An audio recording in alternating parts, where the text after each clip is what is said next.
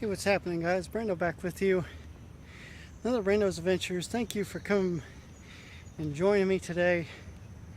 I'm back in historic Corden, Indiana, where there's a lot of history here. And I've covered a little bit of history. You can check out my other videos. We're going to cross the street here. Check out my other videos where I did the Civil War battleground and Indiana's first state capital, and check those out and see some of the history around this. But I'm not here to discuss history. I'm kind of more here to discuss, well, I guess you could call it history, but this isn't American history. This is more of movie history, celebrity history. And we're going to cross the street again, and there's a place, a little house up here that sits right here in Corden in downtown that is very popular to people. And of course, when I say popular to people, I mean locals. A lot of people out and about, out of state and places like that, don't know this place and don't know about this place. But did you ever watch the Dukes of Hazzard growing up? I'm sure a lot of you have. It was one of my favorite shows. Sit and watch them take impossible ramps in the General Lee and stuff like that. Well, do you remember the Sheriff Roscoe P. Coltrane? I'm sure you do. Mr. James Best. Well, he grew up right here in Corden, Indiana. He was adopted at a very young age, and he was actually born in Kentucky and then raised right here in Indiana, right here in Corden here. So check this out. It's kind of funny how they have a sense of humor here. The house next to the house of James Best. And then you have the home of James Best, where Mr. James Best grew up as a child, his young teenage years and all that stuff. We're all out and through here. Now we're not going to go walking up there because people actually do live here, but I thought that was a really cool thing to check out. The house of Mr. James Best. And like I say, a lot of people remember him as Mr. Roscoe P. Coltrane from the Dukes of Hazzard. Fantastic guy. Everybody I've talked to that met him said he was a very down-to-earth kind of guy. He just would chat with you, and he did a lot of good work.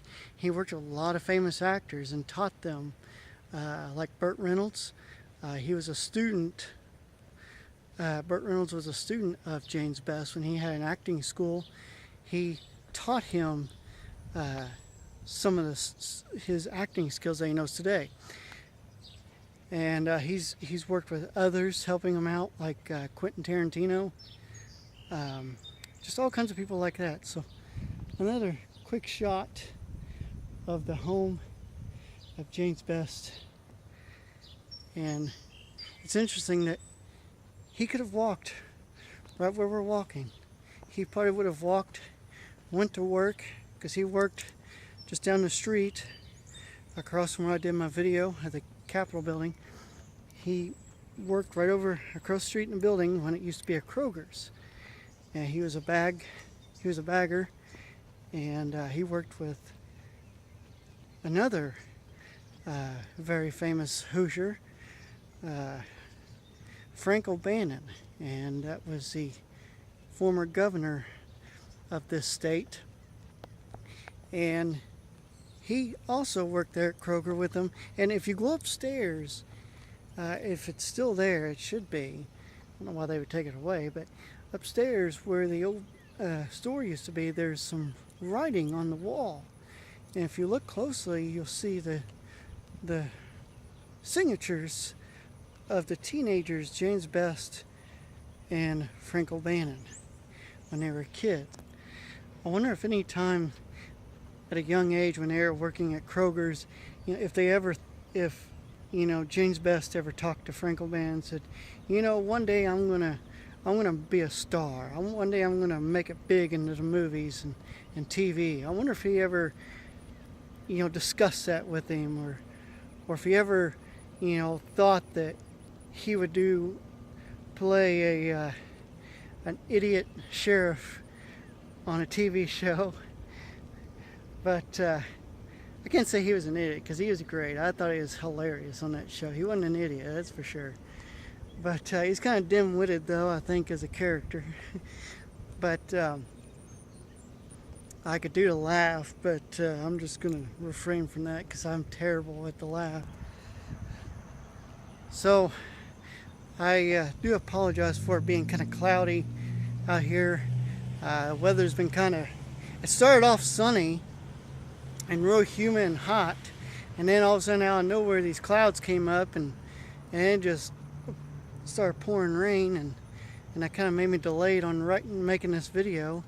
So that's kind of why it's kind of dark, and you can see off that direction it's getting kind of cloudy again. But how to exactly get here, if you ever come up and visit to Corden and you want to see, that bell scared me. If you want to see how to get here to James Best childhood home, you come up on the main highway 337, and then you come up here on East High Street, and you just come up, and it's just past the St. Joseph Catholic Church. It's just right past it, and then there you'll see those little signs right there where the house next to the house of James Best, and then the house of James Best. So I like their sense of humor they got with that. I think that's pretty funny. So, and another interesting thing is, if you go straight that direction, you'll find the Constitution Elm, where the Indiana Constitution was written under. And all you gotta do is just go, instead of turning up the hill, just go down the hill. Just make a right instead of a left. So you can hit two famous landmarks at one time. And then if you continue on 337, you go down here and you come down to the square, you'll see the original Capitol building. So there, like I said, there's all kinds of history out here, a lot of stuff to check out. Then you got the Civil War battleground that's way off in the distance out that direction, up on the hill. So definitely check it out, and I